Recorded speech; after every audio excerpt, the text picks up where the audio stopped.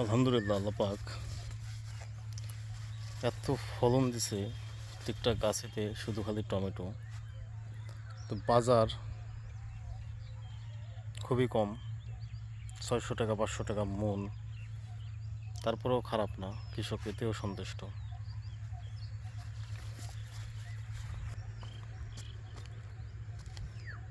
Tomato খেতে অসংখ্য tomato পড়ে আছে, হারভেস্টিং চলছে।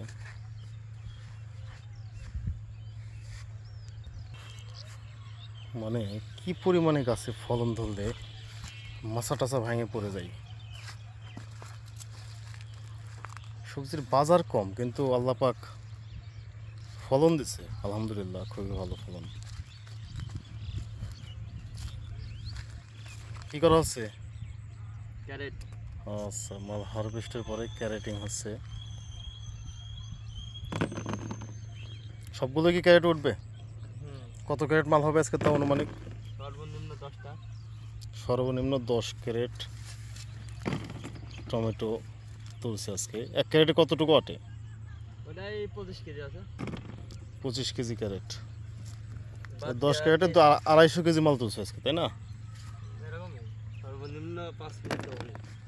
যাক, খারাপ না ফলন, খুবই ফলন তো মাশাআল্লাহ। বেশি হবে এমনিতে। হ্যাঁ, সামনে শুধু বাড়তেছে। মানে প্রতিদিনই তুলো নাকি? একদিন একদিন পর পর, 2 দিন পর পর? আচ্ছা।